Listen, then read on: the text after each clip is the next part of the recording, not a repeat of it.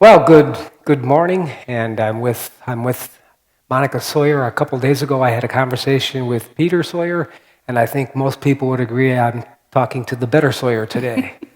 I don't know about that. So when did school get over? Um, Monica's I a guidance counselor at the high school. I finished last Friday, Okay. but I don't think I'm going to put on a vacation message on my email. I think that there's just so much uncertainty, and people need to know that somebody is going to be there to answer questions. So I think yeah. So you were closed roughly the last 3 months of the school year, and I imagine that you found those 3 months probably more difficult. Oh, it was incredibly challenging. Yep. It was not being able to lay eyes on kids, and for a number of different reasons. For the kids who were struggling academically, who I could give them a mommy talk one-on-one and sort of to get them back on the right track, to not seeing kids for DCYF referrals, and it was challenging. And it was also like losing the most fun part of the job Sure. is actually working with kids. Yep.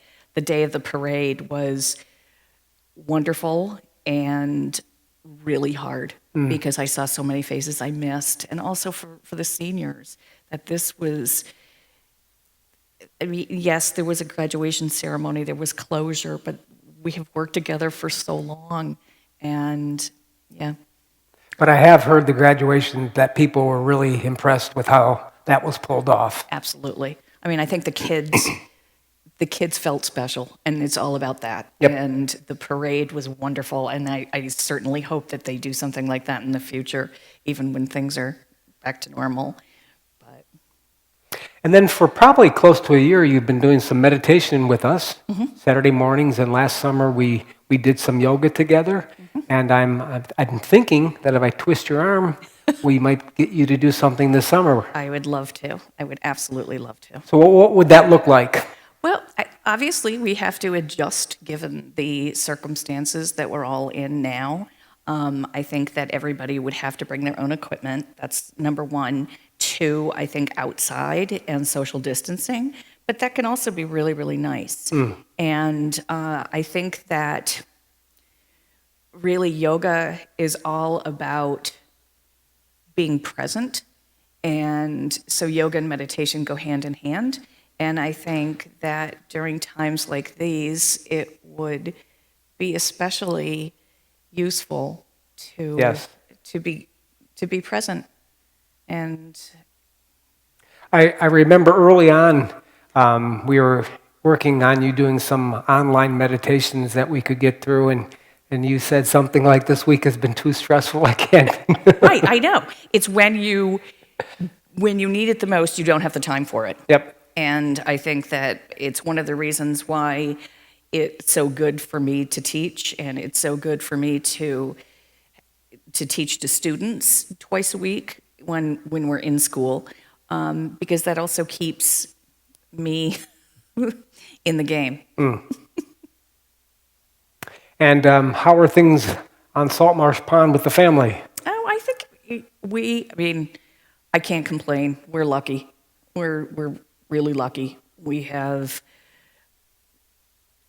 lots of animals, and my kids are Some of them 2-footed, some of them have 4 feet. are pretty resilient. Yes. And I mean, losing our family vacation this summer, that was sort of a blow, but obviously I don't think it's the right time anyway Yep. to travel. It's just too uncertain, and certainly with a third of my family having gone through chemo, Yes. we're immune. Yeah, we have to be careful of our immune systems. And I know that and we've mentioned this with Peter, but you and Joey have started a little shampoo business. And Yes. you brought over two bars of shampoo for me. I love the product. It's a great product, and it's environmentally friendly, no plastic involved. How is that going? It's actually going really, really well. It was unfortunate to lose the Gilford farmers market. I Yes. think partly because I'm not sure if I ever really explained to you how this all came to be. That last spring, when Joseph was really starting to struggle in school, and everybody told me, well, he's going to have to come to that himself. But it was a pretty hard fall. That he's smart and he is such a hard worker, but he just couldn't keep up with the pace. Yep. And one day, he came home from school, and they had had a conversation, they had had a discussion about plastic waste. And he was on fire, that he has always been an environmental activist. And he was talking about 550 million plastic shampoo bottles ending up in the oceans and landfills every year. Wow. And it was sort of like the planets aligned. And I said, you know what, Joseph? Let's do something about this. And at first, he hesitated a little bit, like, Mom, I think this is just a crazy idea.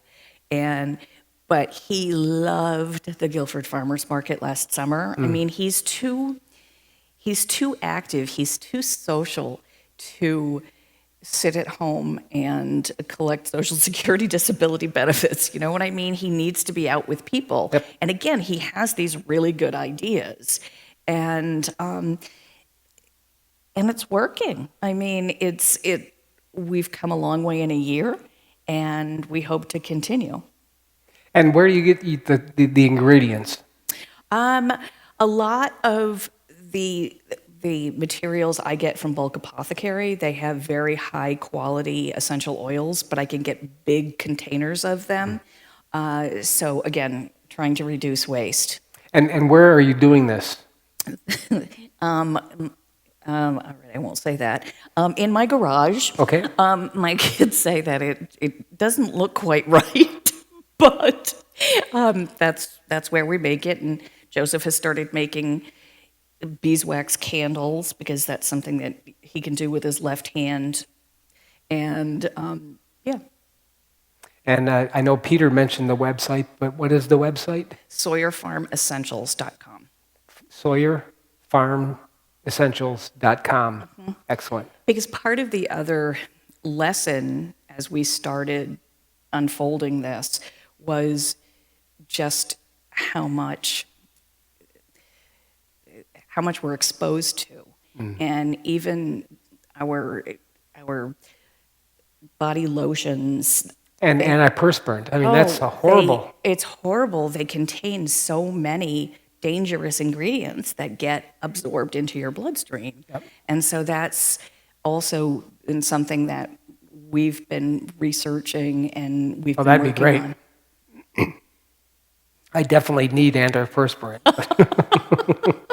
Well, I don't know if you heard Joe Erdig last summer at the farmers market. I wasn't sure if it was really helping sales or not. That with the shampoo bar that is with activated charcoal and tea tree oil, he would walk around the farmers market and say, "I don't use deodorant anymore with this." Huh? I did try that. I didn't try it under my arms. Maybe I'll have to do that. Give that a shot. Oh, that was pretty funny. So do you have any plans this summer?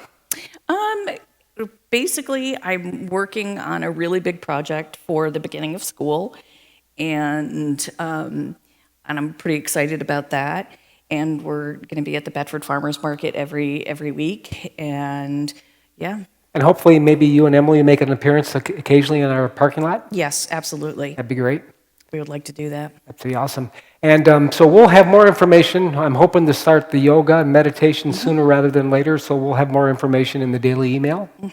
And it would be open to anyone. I have a little saying on my wall, "Blessed are the flexible, for they shall not be bent out of shape."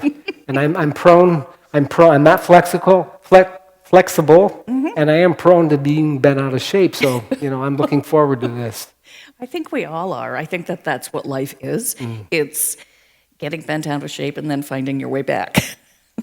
Well, good. How about a virtual or appropriate high five? There we go. Good. Thanks, Monica. Thank you.